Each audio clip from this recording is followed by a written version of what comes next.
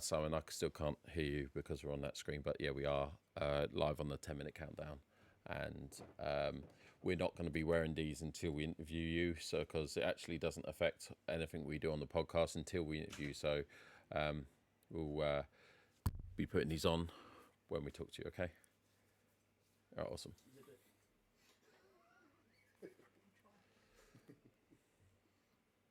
I'm just intrigued, sorry.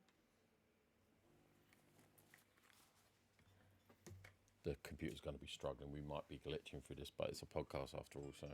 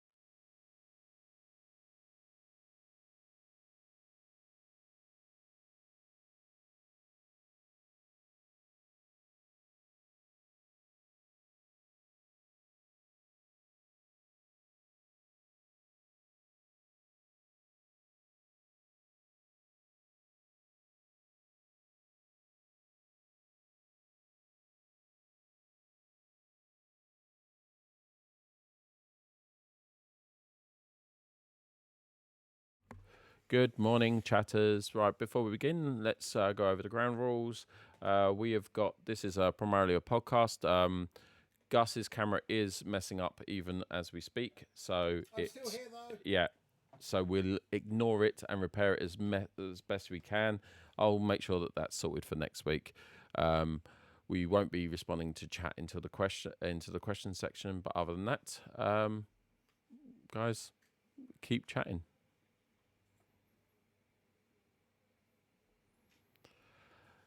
Good morning, everyone. This is Brendan Mills, your host for today's podcast, and you are joined by Gus the Hutt, also known as... Human statue, apparently.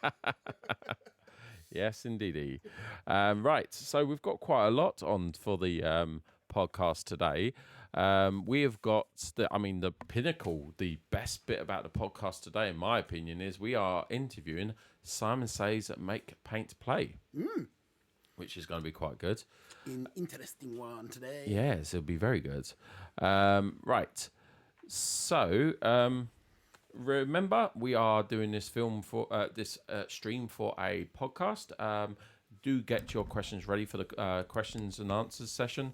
And, pretty much. Let's go through what we've got on the show notes for today. Obviously, we cover the pre-orders like we do every week. What's coming up for pre-order this Saturday? Yeah, some quite interesting stuff for me, actually. Yeah. I think it's going to be quite cool. And then after that, we're going to talk about... I don't know which way round you want to work it, but maybe we could talk about the IP update. Yes. After that, or the dragons first. Should we end the rant with a nice dragon bit? Let's do the rant and then end it with something a bit more positive. Okay, that's where we'll work it today then. Right. So, so we've got a rant from Gus the Hutt. It's not from me today, guys. And then we're going to talk a bit about the new dragons that are coming onto the scene. I'll then do a little bit of a plug about the GriffCon coming later on in the year. And then we've got our the actual reason why we are here today, to interview Simon Says Make Paint Play. Yes, indeed. What I'm going to do is I will quickly... How about this? I haven't told him we're doing this, so I hope he's ready. I'll quickly put on Simon to say hello, and then we'll come back to him later. So,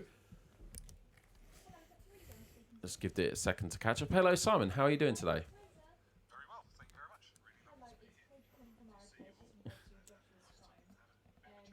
Cool, awesome. Right, so you're not on for a little bit, but so hopefully you can hold on for us, and we'll come back and talk to you in a bit. Fantastic. We'll speak to you in a bit. I can literally be doing anything now. Yeah. Right, okay, so your camera's really messing up, isn't it? So it's literally going to be a stationary camera for Gus today. Sorry about that. I am the living statue. I'm just a really good ventriloquist. So we'll get the camera sorted out for next time. Sorry about that, guys. Right, let's crack on. So today on the talking points, we've got this week's... one moment, my microphone's in the wrong position. So the biggest part about the pre-orders coming up this week, essentially for what a lot of people will be the Combat Patrol for the Adeptus Sororitas box. Yes. It's an interesting one, this, because you were here for the big launch of Sisters of Battle last year with the army box. The big army box. Yeah. Year before last. Yeah. It's the same kit. Is it exactly the same? It's exactly the same kit, but they've thrown in an extra rhino. Are you saying that there's zero difference between those two kits? Yes. Was there a codex in the box? There was a codex and some cards. That was £125, that box. Yes, it was. This is a Combat Patrol. And so far, I can't mention what the RRP is until Saturday. But you can mention what the price of all the other ones is. What the other Combat Patrols are £85 RRP. Yeah. So that's a big difference. What's that? That's 40 quid. Yeah, but then if you factor in a codex, will cost you usually about £30. Right. Yeah, codex will cost you about £30, about another £10-15 for the set of cards, and it came with some dice. So it's roughly around the same value, but this time you're getting an extra model. So you get an okay. extra rhino in. So it is actually better value than what the army box was. Wow, and it's 40 quid cheaper. Yeah. Wow, okay. I've just been told that we're not getting any audio from Simon. We will try and figure that out when we bring Simon back in. We can hear him, and the microphone should have been active on the stream. So, yeah, we'll try and figure that out when we get Simon back in. I'm sorry about that if that's causing any problems. Yeah, so the combat patrol, yeah, I mean, I think it'll be quite popular. Yeah. I mean, for all the... I think it will annoy all the people that bought the army box during the huge hype. It was a year and a half ago. Yeah, it was November 2019. Yeah, it was a year and a half ago. I think they've left it long enough. Admittedly, but if you at did the time, people going, I've got this thing, this is something special that nobody else has. They haven't released any of those particular sculpts in the meantime. They're now saying, oh, we're doing them again, but this time they're a lot cheaper. A lot cheaper. So But if it was me that had spent all the money at the time, I'd be a little put out by knowing that if I'd have just waited a year and a half, I mean, there was a whole year in there where nobody could play any games anyway. Yeah, true. Not that anybody knew that was going to happen. No, but, true. Yeah. yeah, I'd be a little put out if it were me. Fair enough. Yeah. But at the same time, it's a brilliant deal now. And you did get more stuff in the box. Yes, yeah. There was the Codex, but it's the old Codex, which you'll have to buy again now anyway. Fair. So that was the old Codex, which has now been What are supplanted. the codexes? They're about 30 quid, aren't they? Yeah, about £30. So actually, if you think about it, the price is relatively the same. Yeah, but then you're getting an extra model in this, Which is actually quite an expensive model on its own. that's about 40 quid. Is it £40 for the Rhino? Well, most vehicles are quite around about It's 35 around quid. it's around about the sort of 30 to 40 pound mark. Okay, but yeah, fair enough. Yeah, and so then the next unit they're releasing this Saturday coming is the Adeptus Auratus Castigator. Another vehicle. Yes. It's really weird that they waited so long to actually release this one, because this is a brand new tank that nobody has ever had before. Yeah. It's brand new to the new Codex, which was released, nearly a month ago now? So they've had a whole month of having the rules without access to the model. Well, I think there's a lot in their timeline they're not doing. They're not doing how they probably would have wanted to. Yeah. So, but it's a really nice model. Who doesn't love a big tank with a big gun? Right, there's another unit that's next. I'm not even going to bother trying to pronounce it, so I'm going to hand that over to Gus to try and pronounce it today. It's 2 little figurines. From what I read, they're basically one's a Bannerbearer, and there's another one. Apparently it's a unique unit for Adeptus Auratus. You could have just brought up Discord show notes. I could have done. This involves as many taps, and I get to actually look at the model this way. Right.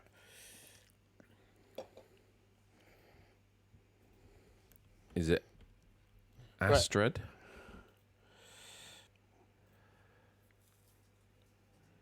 Right. Okay. Astrid Thurgar and Agathine Dolan. Nice, like it. I like it. That's as close as I'm going to get. Awesome. That's cool. Right, yeah, so, I mean... I don't speak High Gothic. I don't think there's a huge amount to say about them. They're just, obviously, unique units for the army. No, it's not Asturd. No, Astrid. Okay, next, which I know there's a certain individual of our viewers that will love the next bit. He's actually spoken to me how he wants it, but at the same time, the things he wants, they aren't releasing at a decent price. Well, anyway, so you got the Battlezone Mechanicus, the scenery options. Yes. So there is in total 4 boxes getting released, but for some reason... GW thought it would be appropriate, or there was a good reason to put only available on GW Online. And if you go look at the article now, that line's deleted. Right. Okay, but someone isn't talking left hand, isn't speaking to the right hand, because quite literally someone,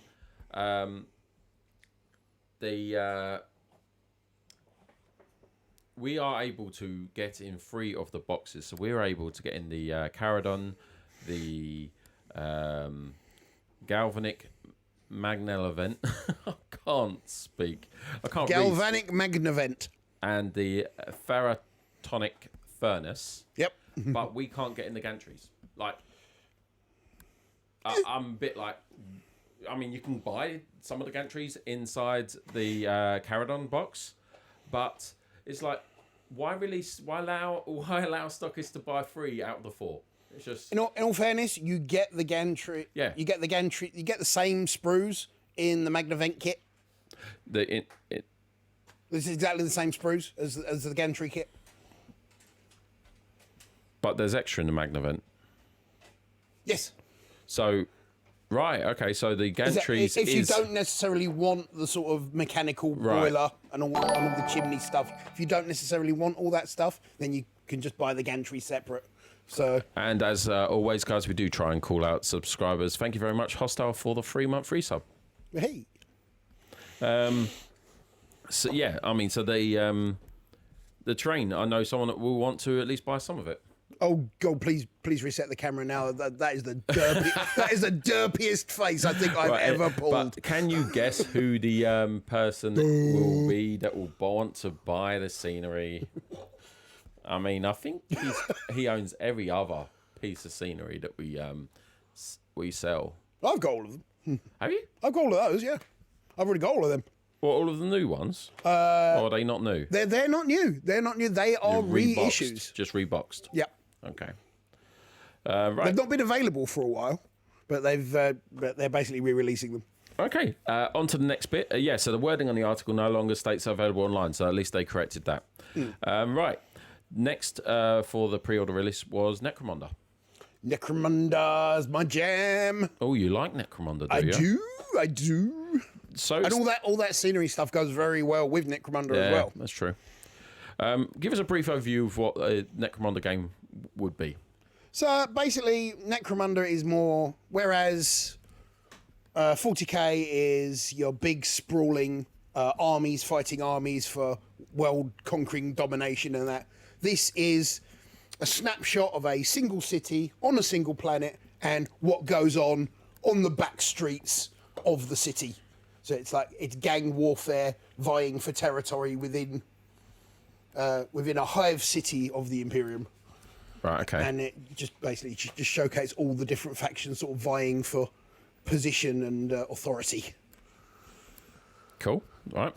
So what's getting released is we've got the House of Shadows, basically their version of their codex. Yes. And this is the last of the main 6 house books to be released. Cool. But what do we call them? Right, you got your Age of Sigma, you got Battle Tomes. What 40k, you got Codex. What do we call the books for the house?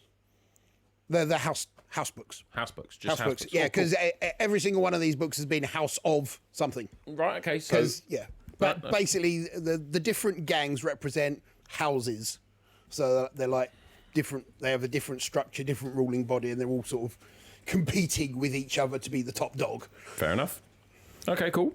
Right, so rules for the full roster of the Delac. Delac gangsters, hangers-on, brutes, and hired guns, as well as the esoteric weapons, war gear, esoteric. There you go. Esoteric weapons, war gear, and gang tactics they favour. Also being released are the tactic cards and the dice, and the House Orlock weapon upgrades. Yes, they've slowly been phasing out the. All of the house gangs have a weapon upgrade sprue that's available currently on Forge World, and they're slowly replacing those with the plastic kits. So Orlock is just the next in the line of those to be done. Okay, cool. Right, so that's pretty much it, ladies and gentlemen. So this weekend, starting at... Oh, I love the way your camera's frozen right now, by the way. And we're going to keep it there. Yeah. Like I'm preaching to the people. Yes. Oh, Lordy. Yes. Can I get a hallelujah? Hallelujah. Right, anyway. So, yes, from 10 o'clock on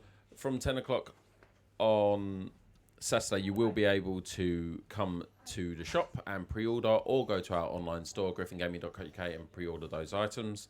I mean, it's a pretty fair distribution of different items there, and I see the Combat Patrol being quite popular, and no doubt there'll be a few people. It's a brilliant starter if you're just starting out.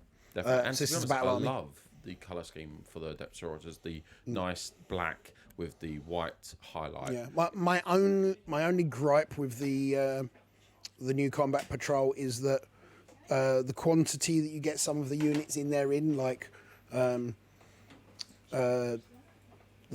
what are they call the Sister Repentia, for instance. Yeah. You only get 3. You only get like 3 in a box, which is like it's absolute minimum unit size. But Right. you'd never run just 3. So you have to buy more. So yeah, they're designed it in such a way where you then will go out and buy more. Okay. Yeah.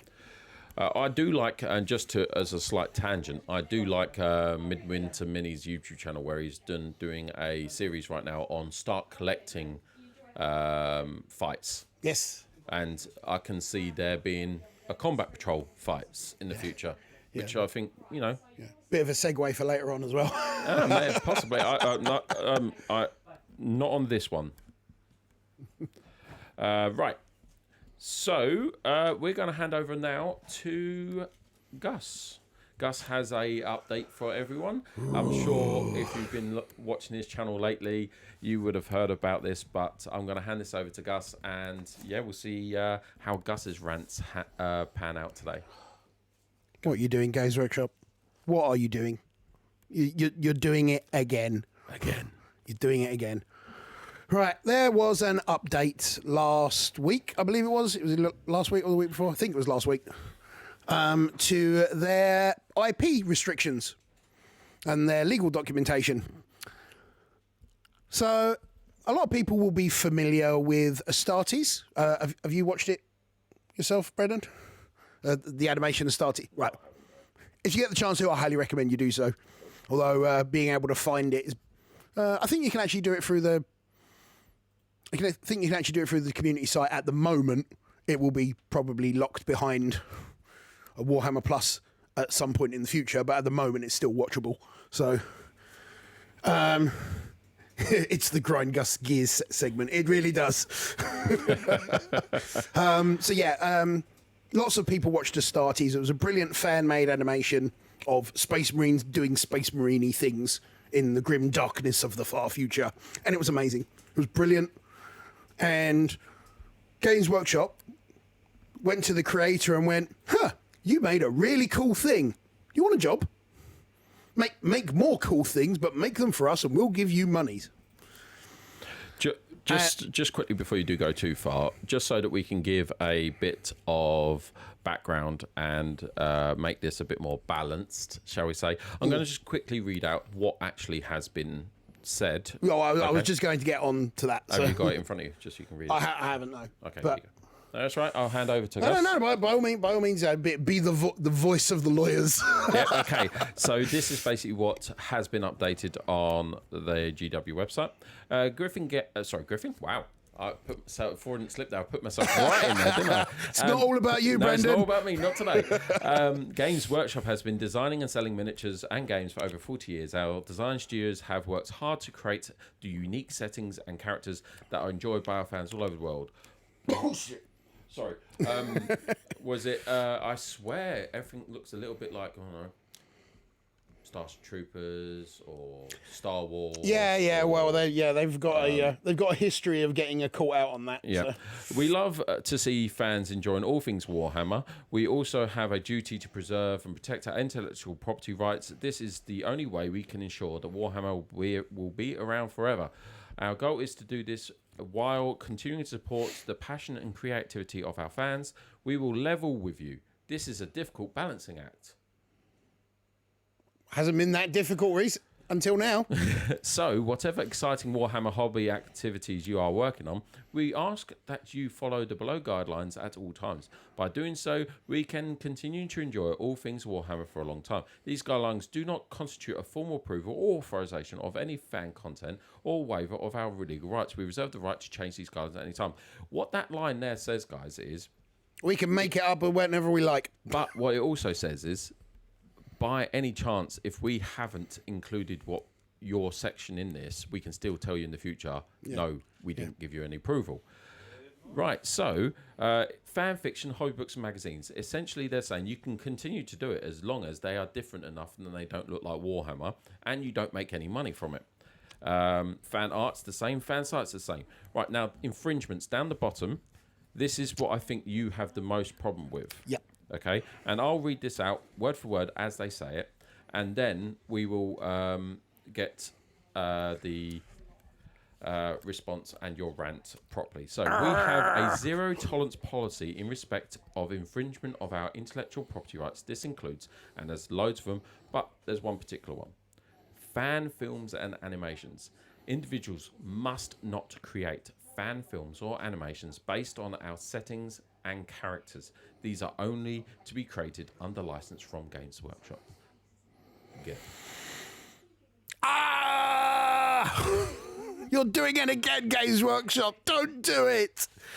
Right. So this is basically them turning around and saying, all of you people making fan content, all of you people that love our properties and want to show your love for it by making something cool that is an homage to the thing that you love, don't do it. Don't do it. We will come down on you like a ton of bricks. Stop it right now. And they're not talking about people who do it for free either. They're not talking. They're not trying to stop people making money out of this. They're trying to stop everyone. Yeah, they just want it to stop. It doesn't full stop. Yeah, it doesn't matter if you do this for the enjoyment, just because you have a little bit of a talent and you want to promote it a little bit more, and you're giving it away for free. They don't care. Yeah. I don't get it. I don't get it. I mean, I do and I don't. Yes, they are now coming out creating their own content of this type.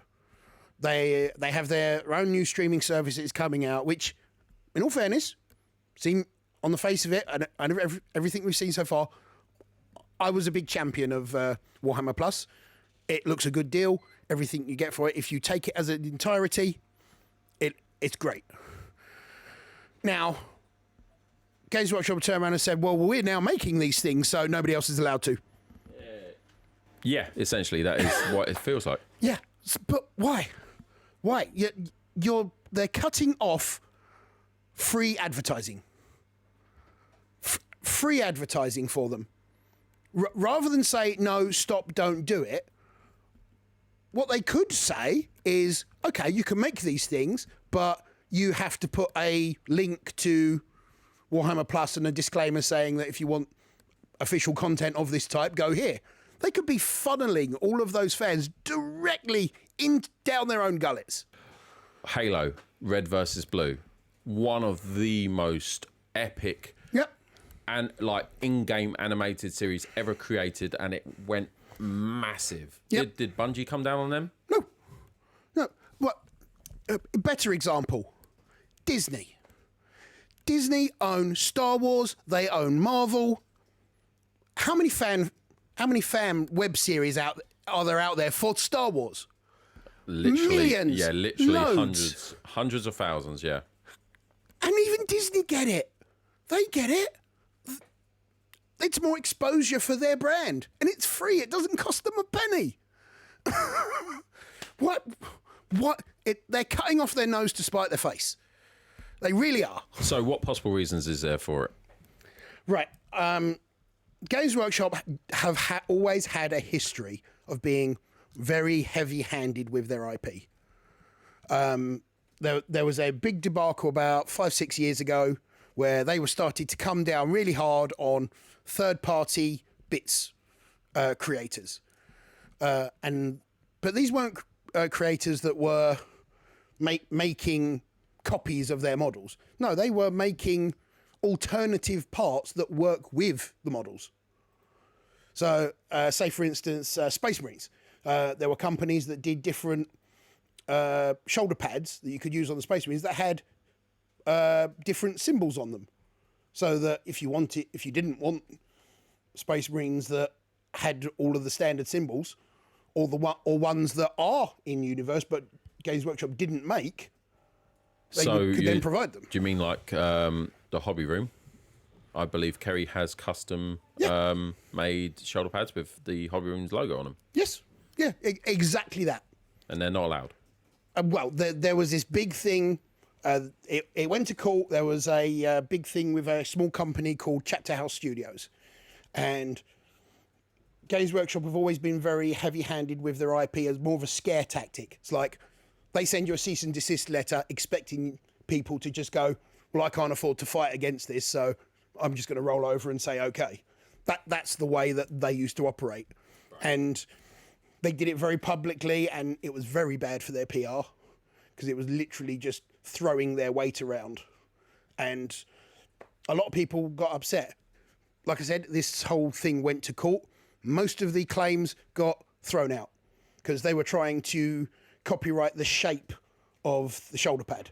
It was like, well, hang on, armoured pauldrons are not something that you created. Yeah, you can't copyright something that the Romans created. Exactly. It's like... Exactly that. But because they were made to fit on a Space Marine, all of a sudden Games Workshop had a problem with it. The thing is, I can make a bit of cardboard with a bit of ingenuity fit onto a Space Marine. They're not going to start sending cease and desist orders to people making cardboard boxes, are they? Yeah, that would be very funny. Yeah, it would be very funny. But after the Chapter House debacle and most of it getting thrown out, that was when Games Workshop started taking the different tact of, okay, so that's when they started changing the names of things to things that they could copyright.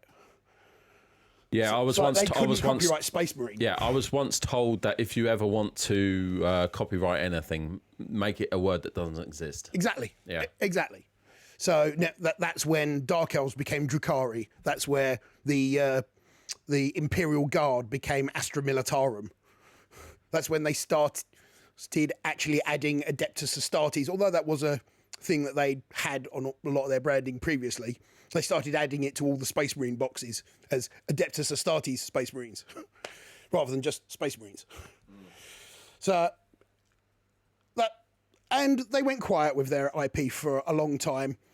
They started to come good again with the community, with hiring some decent people on their community team. They've been great. A lot of them have now been and gone. And it seems like now that the older staff are the ones that are left, they're slipping back into their old ways of throwing their weight around again and just trying to scare people off.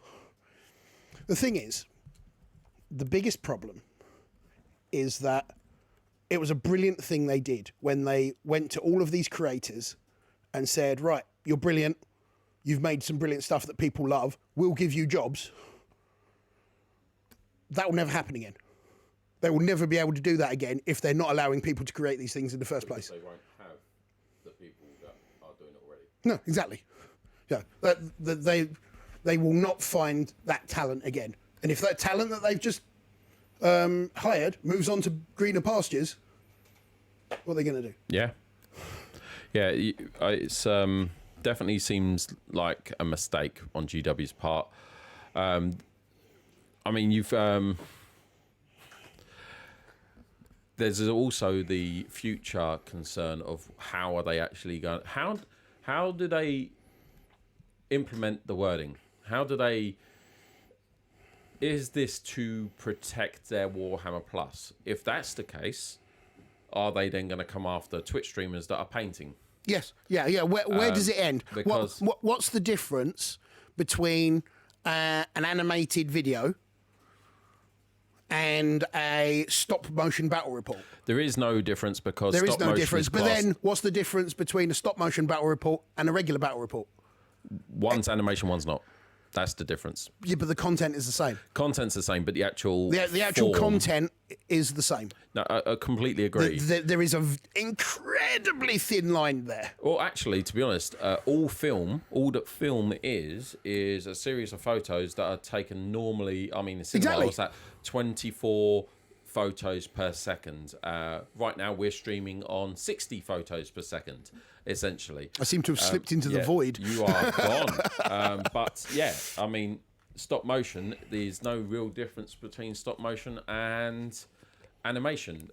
Stop motion is classed as animation. So according to GW's website currently, you cannot do any form of animation that includes their property, their intellectual property. It doesn't matter if you own it already, but because they own Warhammer and the content, if you're making money, if you're doing it for free and you create a battle report and you put it online for anyone else to see apart from yourself. Yep. Actually, no, I think even for self viewing, it's actually would be illegal because after all, pirating a movie for self viewing is illegal.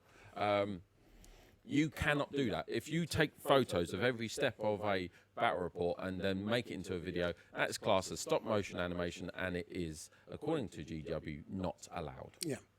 Yeah. And then if they go after battle reports, what about painting videos? Yeah. Where does it end? Where does it end? Like right now, the community on Twitch in the Warhammer sense is building so rapidly. It's getting so good and big. And it's not because they've only just started doing it on Twitch. They went onto Twitch because they saw the community on Twitch. Yeah. The thing is, it's very ambiguous as to what exactly it covers. And the good point of that is any legal dispute, ambiguity favours the person on the receiving end of the accusation. Technically, it's not it's not. It's fan not. film.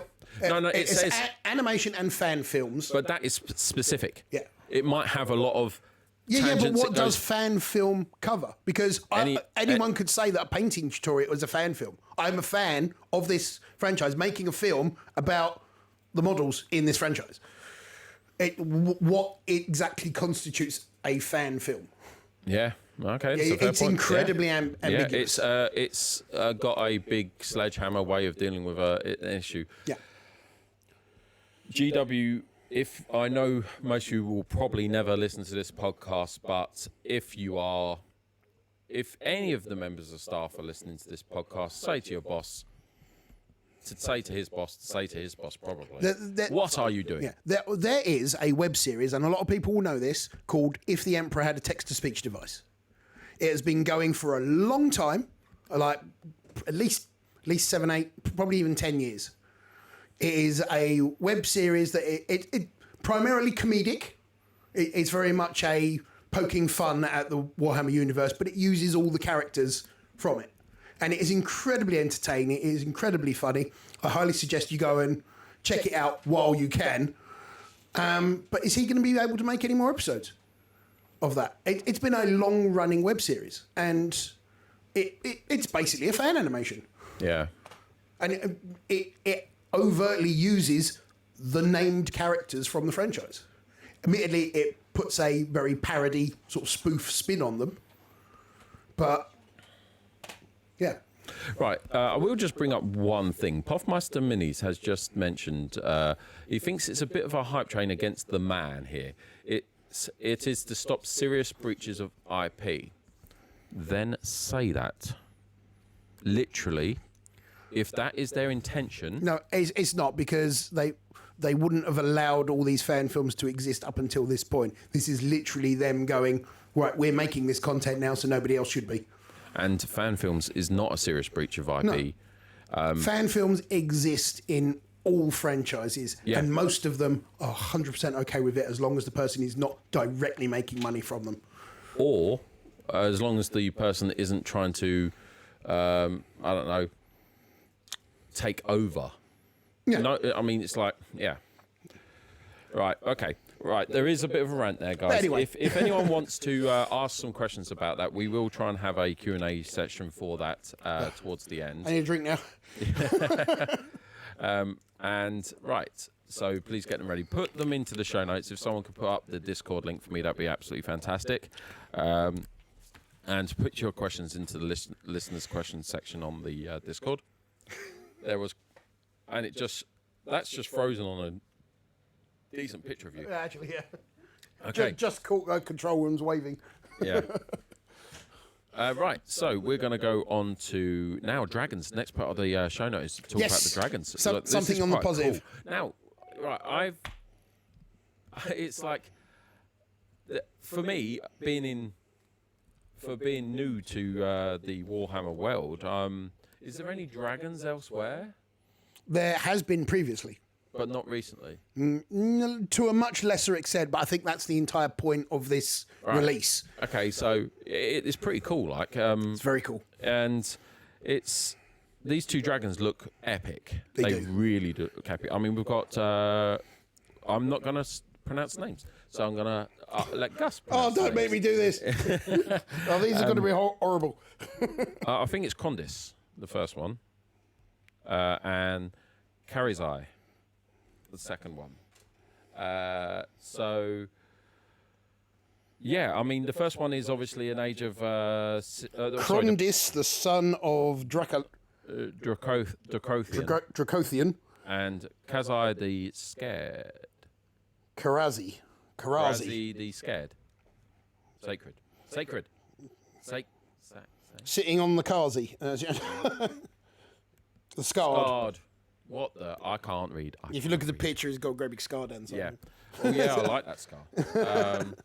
Now, dragons are cool regardless of whatever game they're in or anything like that. Dragons are cool. Yeah, I mean, it did Game of Thrones a real big one there. I mean, everyone loved the dragons in Game of Thrones. Yeah.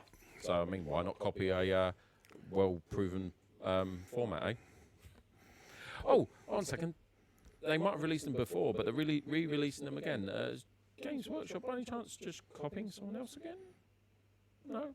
Okay. Maybe. But yeah, I mean, do you have anything to say about the dragons? Oh, they're just... they're not... If you'd have told me, like 2 weeks ago, that they're going to be showcasing a couple of Warhammer dragons, that is not what I would have pictured in my head. They are not what dragons in Warhammer have been previously. They've usually been these big, bestial, sort of basically just monsters, teeth and claws coming to kill you, usually with somebody riding on their back. Right. Well, these actually look like they're out of Game of Thrones. Yeah. I mean, if anything, they're not particularly Lord of the Rings. They're not particularly Warhammer. Yeah. What they are is very Dungeons and Dragons. Right. They are very Dungeons and Dragons. And with the new narrative play in 3.0... Yeah. The old dragons, they just looked like they were beasts for people to ride. Didn't have any intelligence. They were just teeth and claws with wings that were going to kill you. These look like they got a bit more going on upstairs. Okay. But all of this, and none of this is actually a criticism, all of this is actually in their favour. I like the D&D style of dragons. I like that dragons being portrayed as intelligent, that you can have a conversation with. Okay, no, that I like. I mean, that's pretty cool. They are themselves sentient. They are themselves intelligent. But I'm just going to read something more just to complete the Gus's rant. Our design studios have worked hard to create unique settings and characters that are joined by our fans all over the world. You've copied Dungeons and Dragons. There's nothing unique about dragons. It's like... It's like... Yeah. Yeah. There is no elements here that have not been seen before. Yeah. Yes, this exact design hasn't, but dragons wearing armor, dragons with scars, dragons... That look like they're out of Game of Thrones or Dungeons & Dragons. Yeah, these are not unique. No. So, GW, you might want to... But they are very good. You might want to actually consider what you say on your intellectual property guidelines. My only gripe with them is that they seem very faction specific. Like the one wearing like the armor, for instance, he's wearing Stormcast armor. So he goes with Stormcast. You might be able to use him with other factions, but he's just for that army. And let's be honest, we've gone over how not massively popular Stormcasts actually are. So, we haven't had the battle tomes yet, have we? No, not yet. Not the 3.0 battle tomes. They come out in August, we believe. So maybe he's in the Stormcast Eternal battle tome. But then again, he might be written in that he can be used as a single unit, Probably, yeah. I mean, I'm not 100% au fait with the structure. It would be nice if they did it like that. Yeah. I mean, the other dragon looks very Fire Slayer-y. It looks like he goes very much with like the Fire Slayers. But Yeah. I would have liked to see maybe them be a little bit more generic, so that if they can be used with other factions, then I don't I want them to look like they fit with all of them. Yeah, got you. I kind of want the dragons to be their own thing and not belong to something else. Yeah, like they're an army under themselves. Yeah, beasts of that stature deserve to rule over all. Yeah. Rather than just be pigeonholed. Now, are they big enough? Well, it's very difficult to tell based on the pictures because you can't see the bases. Is there any units near them? No. What? No, they've literally I think in the pictured them in video, isolation. I think in the video, in the little trailer they showed, I haven't looked at the video, but I would imagine they're quite the sizable figures. Yeah. Okay, that's cool. Right, we are running a little bit out of time. We've got 20 minutes to get through the rest of the show, and I don't really want to make Simon cut his segment a little bit short. I'm going to do a quick reminder, guys. Next, we have got GriffCon coming up next year. This will be our first convention that we're running, but it's going to be quite unique. So let's give you a little bit of a brief overview. So once you book your tickets a few months later on, closer to the time, you'll be able to do table reservations. So this is where you'll be able to paint, build and play on your own table. So it will be your base for the day. So that means that you will be able to have that place. You have your table, you can play on it, you can eat on it, drink on it, do whatever you want. It is your table for the day. You'll be out, and at the convention, you'll be able to meet streamers. There'll be competitions, little events, other games. There'll be keynote speeches. Manufacturers will have stands there. We encourage people to come in cosplay. We're even going to have a green room for the VIPs and the streamers, where there'll be exclusive tables in there. Food and drink will be available to all to purchase, but inside the green room, they will be complimentary, and we are going to be adding a lot more in the future. And don't forget, there is going to be merch and goodies to come as well. So that's GriffCon. Get over to our website on griffingaming.co.uk and click on the GriffCon section and buy your tickets. Right, so coming up next is the interview with our guest speaker today. We are going to say hello to Simon, but Simon, before we actually bring you in, we need to make sure your sound's working, so let's do a bit of a sound check. According to, can you hear us? Right, everyone else is saying there's no sound, but according to the mixer on here, they should be coming out. Let me just check.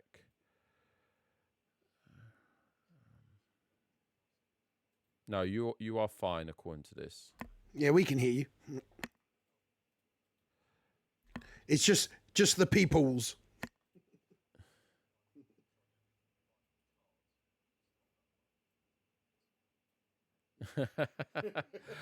Can someone? I've just adjusted a setting. Can someone tell me if there's sound, please? Coming from Simon. Simon Dewson speaking, please. No sound. Okay. Let me have a look.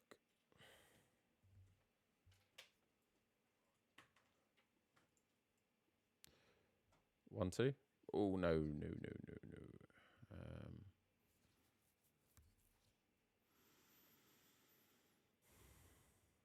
Why are we not getting any sound?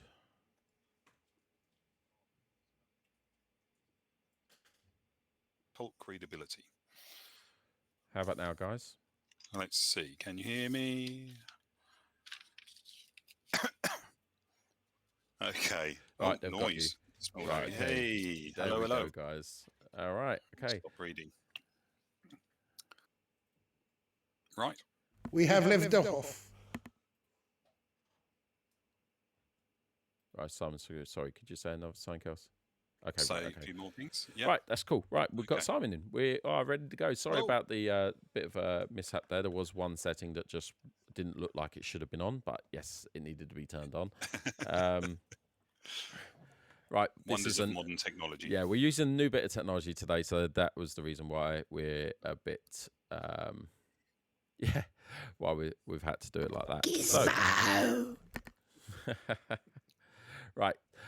So Simon, you've been a viewer on the channel now for quite a while, and we've actually met each other once, where you gave Control Room a nice gift of a Griffin, which was quite awesome. So she's made that into a Pride Griffin. She hasn't finished yet, but yeah, it's quite cool. Which is fantastic. It's looks really lovely.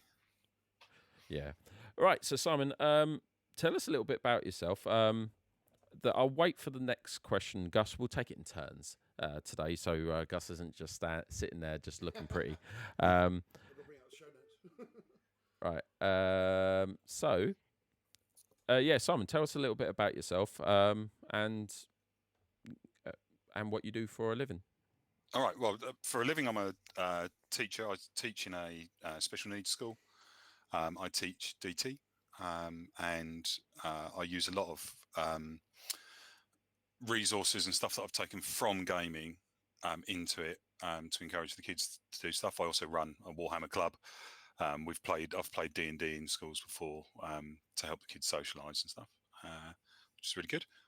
I've been collecting figures for more than 40 years. I think I bought my first Citadel figures probably in 1979. The first ever metal Spacefarers that they did, and some of their fantasy range.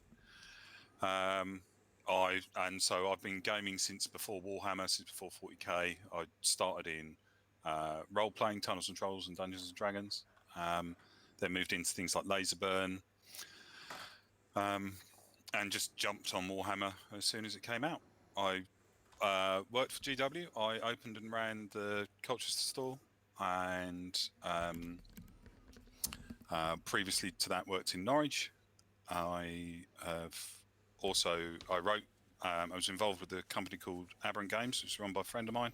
We wrote a cyberpunk skirmish game and released a series of figures. That was a bit of a classic heartbreaker.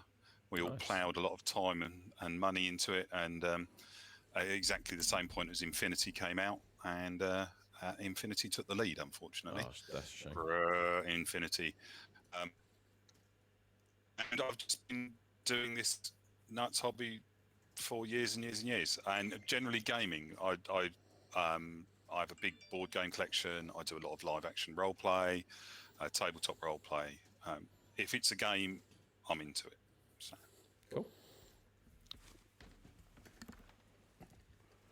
So, got to take this off. I can hear myself in my own ears.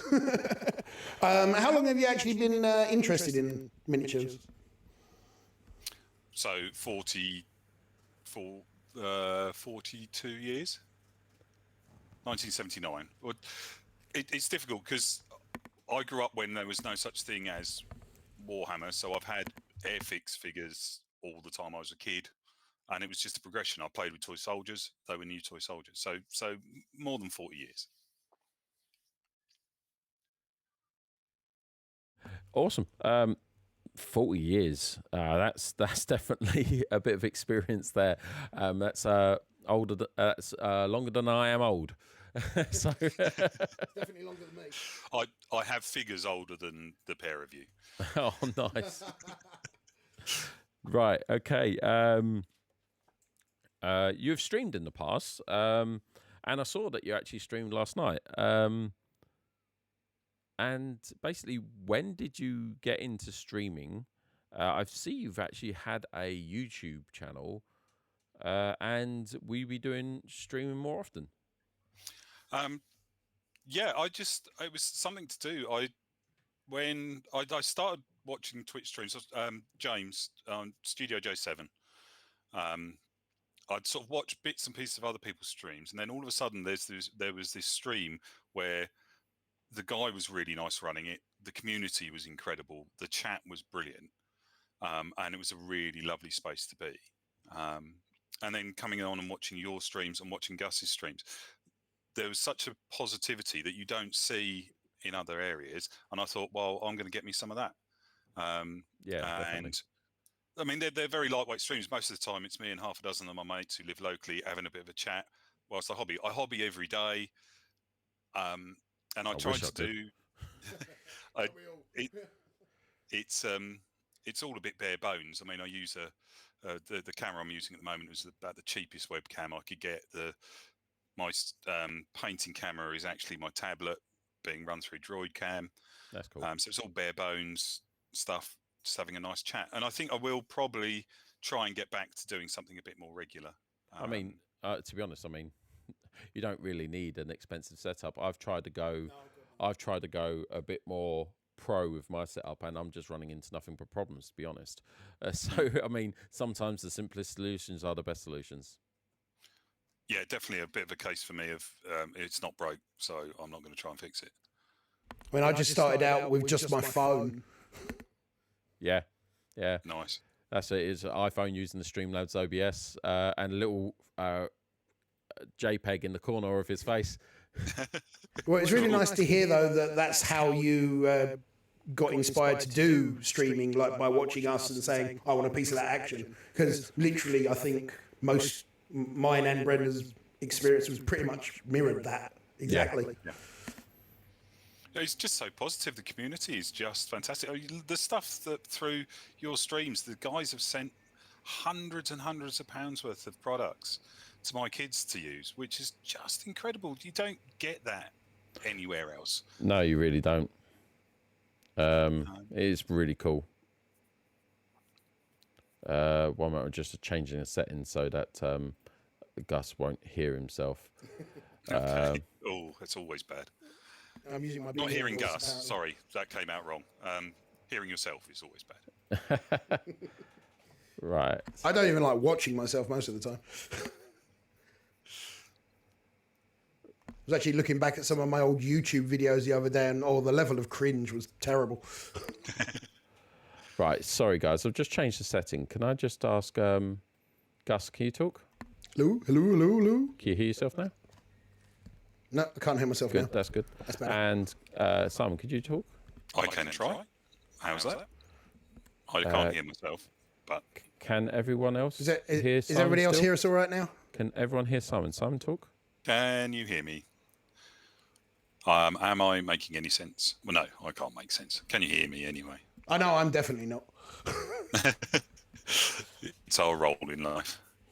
Yo, Let's- Hey. everyone, Right, all good. brilliant. Right, okay, All that's good. made Fantastic. things a bit better. We get there in the end. We got there. Right, awesome, guys. I do love streaming. The community on Twitch in particular is incredibly helpful, and I'm sure you've obviously realised that as well. It's an excellent place to come for advice, to show other people that they're not alone, essentially. Yeah, definitely. And it's like I likened this the other day. James's Friday night stream, but any stream at any time, is like going to a games club. And when I grew up into hobbying, we had loads of local games clubs, and I went to role-playing clubs and war games clubs and played and met people there and learned from them and learned from what they did, and then got introduced to all kinds of other stuff. And we haven't been able to do that for the last 18 months. We haven't had that accessibility, and Twitch has taken that space. And there's a group of people who all love the same thing that we love, all love doing what we want to do, can all get together and chat. And people 100%. can paint as well at the same time. Mm-hmm. Right, so what's next for you then? What's the big plans? More of the same. So I paint quite a few figures. It has been noted on a few occasions that I tend to thrash through it a bit. I'm at about 600 figures this year so far. My aim is to get 1,000 done by the end of the year. Sweet Jeebus. But I look for the summer. So the summer holidays, I will be cutting back on the painting and working on terrain. I've got a big workshop games room at the bottom of the garden, and I've got quite a bit of terrain, but I made a whole load of purpose-made multi-use modular terrain boards that need finishing. So the plan is to complete my fantasy, sci-fi, cyberpunk scenery selection and start airbrushing. I've got an airbrush, and I've had it for a year and a half, and I've never used an airbrush. So I'm going to use that for terrain and yet more 3D printing. I've got my resin printer up and running. I've had a filament printer for years. I've worked with those for years. So Cool. lots of that. So Simon's plan is to destroy Gus in battle with GSC from Jem'Hadar. Oh yes, yeah. Well, that's as anybody who has watched the Midwinter Minis battle report knows. You got thrashed. You literally got thrashed.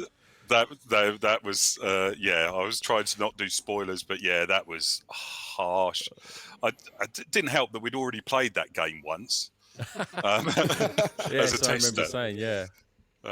But it was brilliant fun, and I have to say, I'm not a competitive player. I've never been a tournament player. It's never been my scene. I wouldn't be playing Gene Stealer Cult if I wanted to win.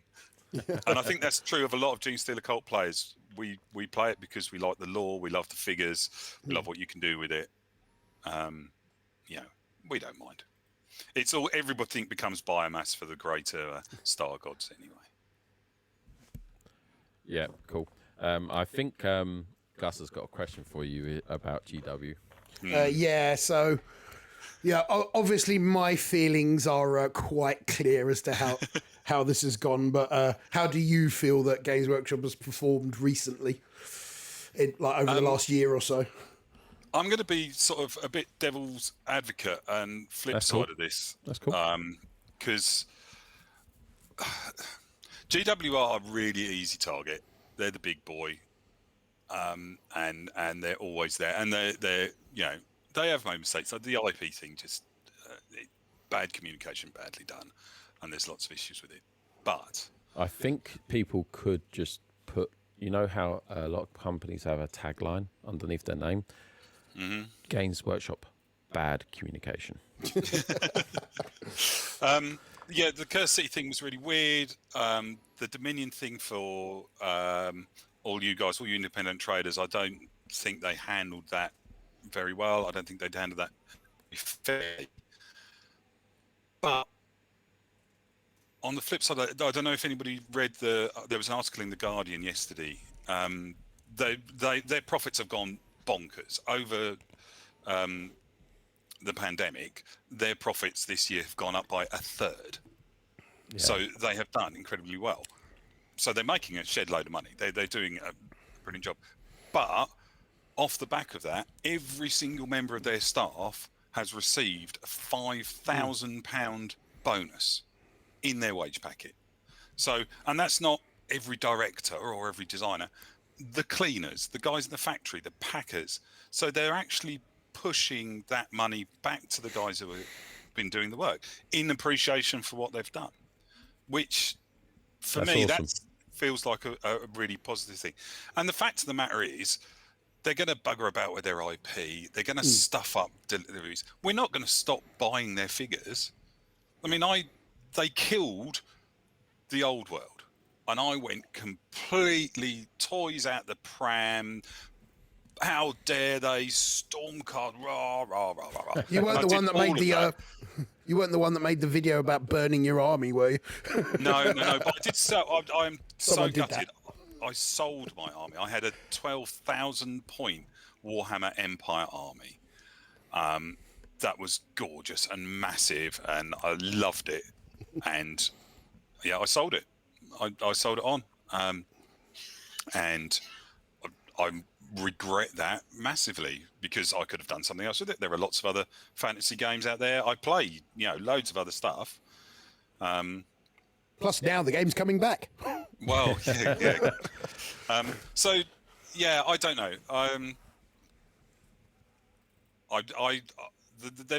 They've done some weird stuff. They've gone back a little bit. I'm not sure. I mean, the really old guard of GW aren't there. I mean, Jervis Johnson has just retired. I know. I saw that. Andy Chambers can't have much left in him. John Blanche is. Well, I don't know if you've seen photographs. I mean, he's quite poorly. So, I think when you have these changes, everybody takes a little while to settle down. There's Mr. Roundtree, the CEO, seems like he has his head I know when he first came in, he said to all the designers, design it, see what it's like, we'll make it, and we'll see if it sells. If it doesn't sell, then we are not going to let you make it, design anything for a while, and we'll try again. Which is why we all of a sudden got Necromander back, and the big push in Blood Bowl, and Adeptus Titanicus coming back. All of those things were the design studios going, let's give this a go, let's try this, because they were encouraged to try stuff out. Blackstone Fortress, another example. Over the last 5 years or so, that's really shown as well, hasn't it? Yeah, definitely. I mean, I've never really got into Age of Sigmar, but the miniatures are stunning. Oh, also, I will step in at this point. Games Workshop, Citadel have been making dragons since before Game of Thrones was even written, like 20 years before Game of Thrones was even written. I wasn't saying that they've copied the concept of dragons. As Gus pointed out, these dragons don't look like the old dragons. No. And they look like Game of Thrones dragons. You go back to the really original Citadel dragon, some of the white metal stuff they did when they were licensing D&D products and actually producing those dragons. They're smaller, but the shapes are more traditional fantasy dragons. Yeah, that's like what I was saying. Help that I'm not a big fan of Game of Thrones. So. Yeah, but there's definitely a huge D&D sort of influence in the new designs. Definitely. But it all goes round, doesn't it? It does, yeah. They're all influencing each other and moving on.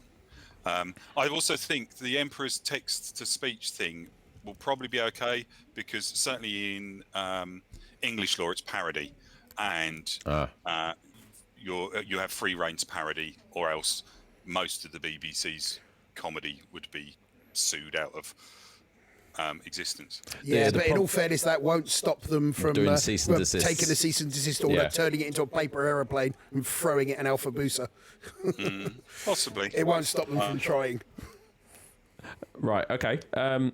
That's a really good answer to how GW has performed. I mean, that was quite good. I like that. That was awesome. Right.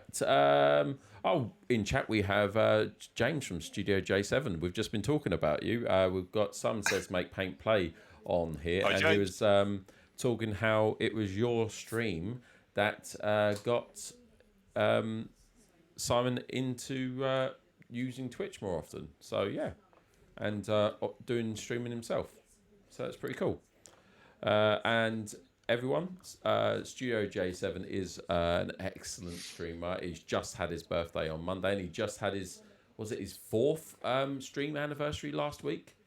I mean, that is putting some time in. I mean, I think he must have been in towards the beginning of the creative element of Twitch, and I think a month or so ago he made partner as well. I mean, James has had some real achievements that are happening in the last couple of weeks and months. So yeah, it's pretty cool. So if someone could give me a shout out, please, for Studio J7, that would be absolutely fantastic. Right, we're going to go on to listeners' questions now for Simon. I know we have one that has been provided earlier on. There's been a couple more since. So. By Jay. But if you have any questions for Simon, please get them into the Discord or write them into chat now. So this is from Jay, or Joe Tabs, as his actual name is, but we call him Jay.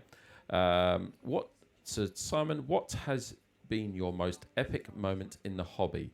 Either an incredible streak of rolls, a win against the odds, a mini or army you painted, or anything else? Wow, that's a really good question. Recently doing the Midwinter Minis battle report was amazing. Guy and Penny are friends because they live nearby, but meeting Brent from Goobertown, that was really cool. That was a lot of fun. Crikey.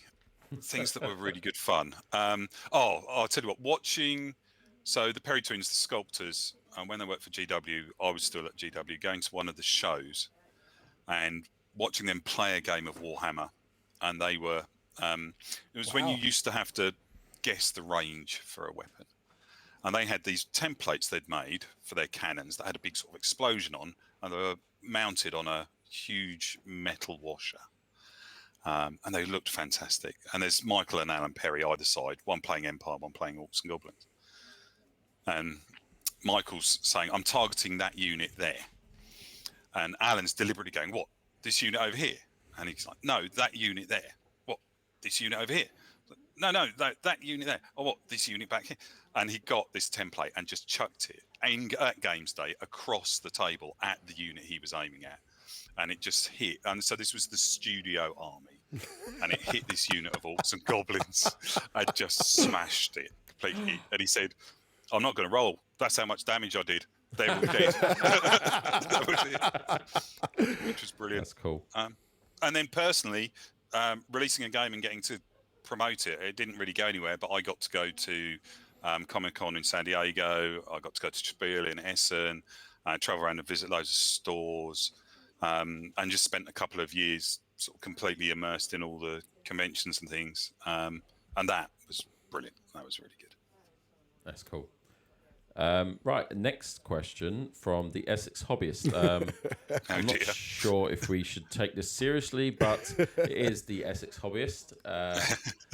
Have you seen this question? Yeah, I've seen this one. Do you want to read it out to Simon? Essex Hobbyist says, Simon, will you marry me?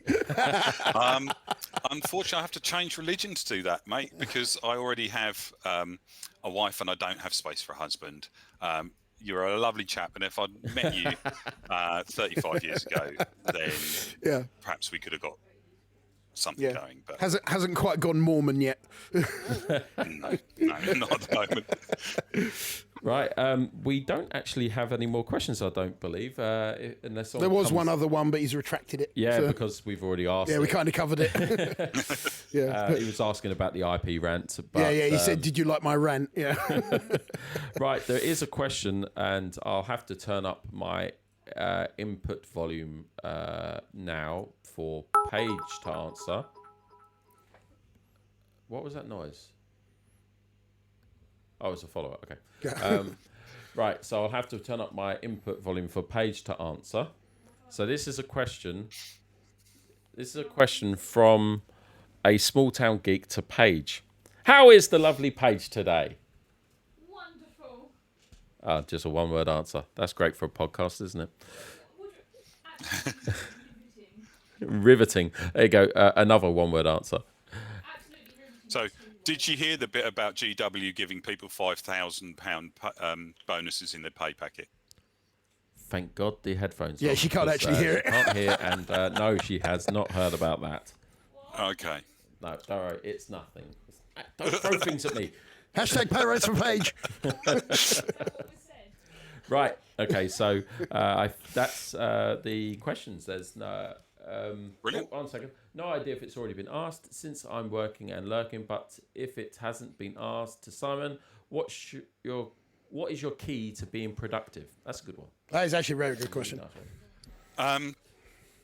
For me, enjoying the process more than I worry about the product. Yeah, So, cool. I say this flippantly, and Essex is gonna shout at me.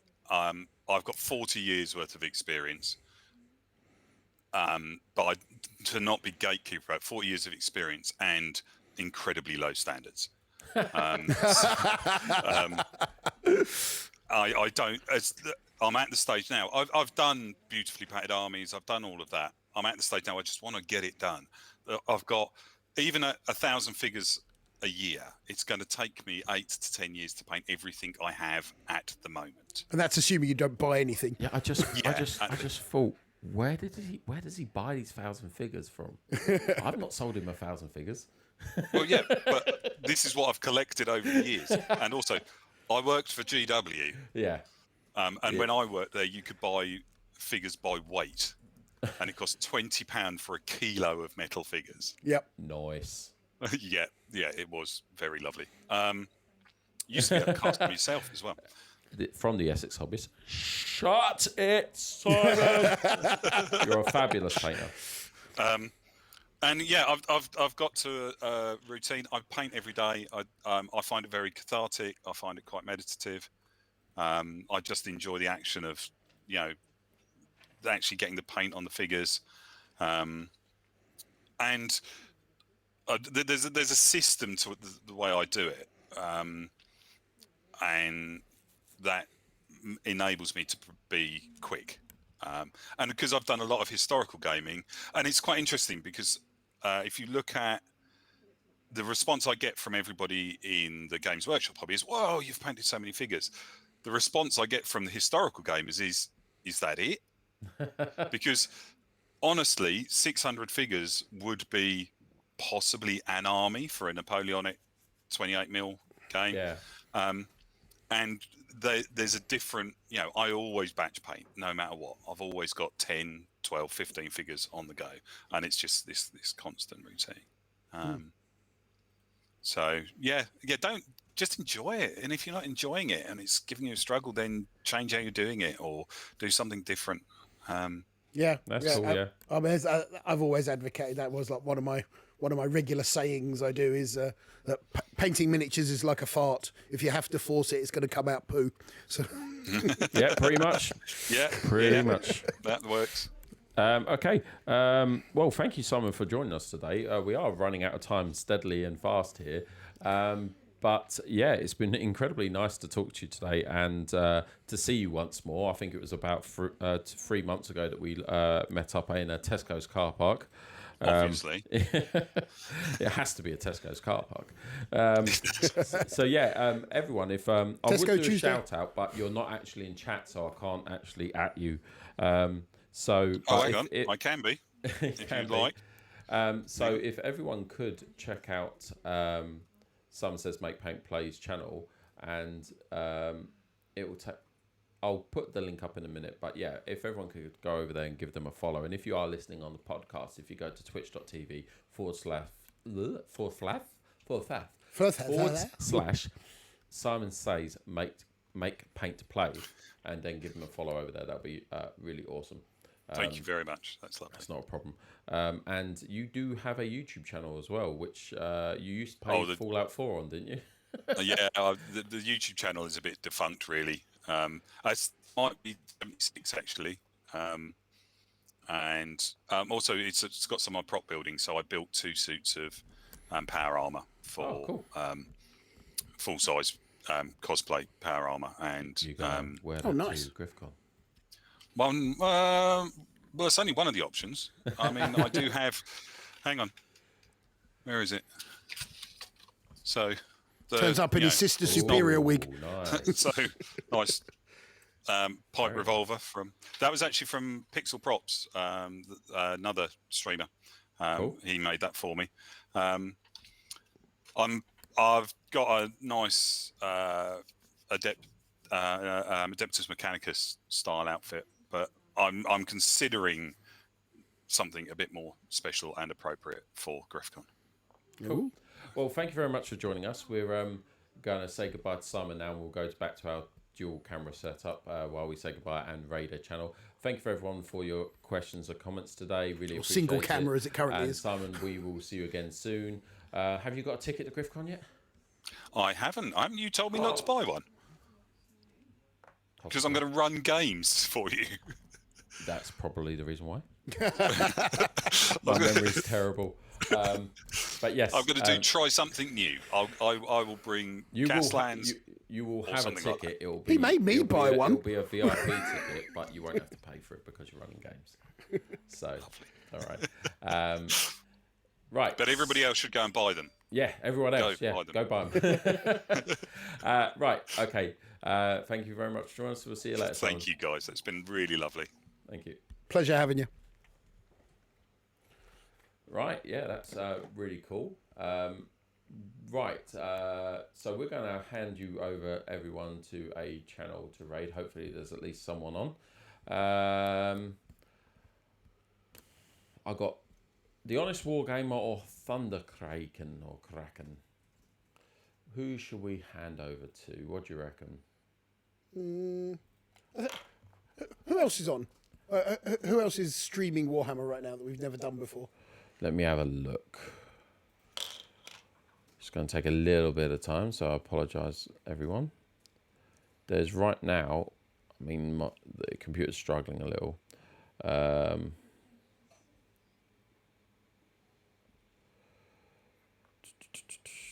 Who have we got on live channels? We've got a few. Don't. We're on. Yeah.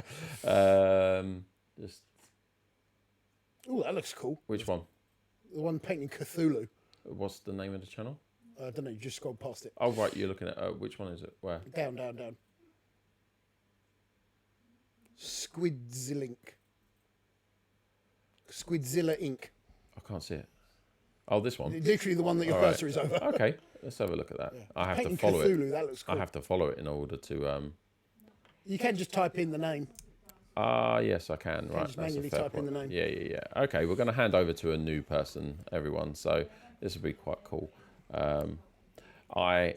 Yet again, if someone please could let them know that I won't be in the channel, I have to get straight on with work. We did go over by about 15 minutes today. So I'm going to start the raid right now. If someone could just say, it's someone new actually. I really can't. I've got to get on with work. It's someone new, but if someone could say to him, Griffin wish he could be here, but he has to work. But yeah, guys, thank you very much for joining us today. We'll get this raid started now and have a good... Oh, don't forget, I'm streaming tonight, 7 o'clock. So it's not tomorrow, it's tonight. Get those GGs ready, guys. Have a good Yeah, one. I can actually watch your stream for a change. Yeah. Oh, yeah. There we go.